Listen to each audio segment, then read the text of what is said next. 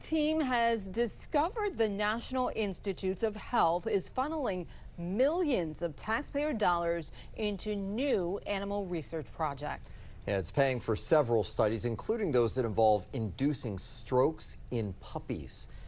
I-Team investigative reporter Scott Taylor has the details on the funding, the science behind it, and the legislative push to stop paying for this kind of research. Years of pressure from taxpayers, lawmakers, and animal advocacy groups has led to multiple federal agencies banning animal research involving dogs and cats. The list of agencies is growing, including the Pentagon, USDA, and the Department of Veterans Affairs.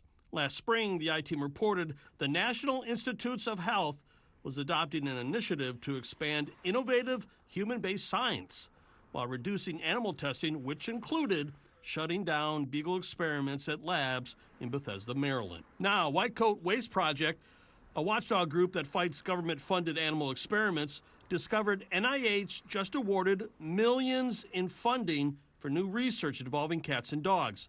These projects include inducing strokes in puppies and kittens and breeding dogs to suffer blindness and bleeding disorders. The stroke testing is done on dogs, according to NIH researchers, because the structure of their brains are large and a closer match to humans rather than using mice.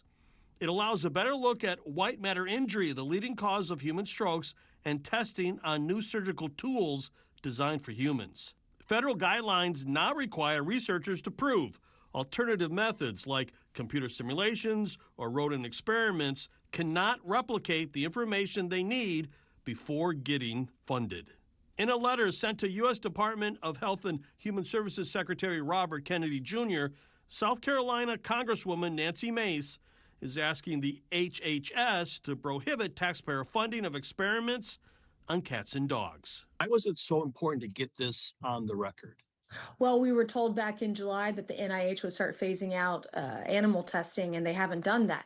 In fact, there are still 55,000 cats and dogs in captivity, so to speak, in U.S. labs. HHS tells me it's committed to developing technologies to ultimately replace animal research, but adds we're not there yet. It goes on to say its primary mission is safeguarding our health.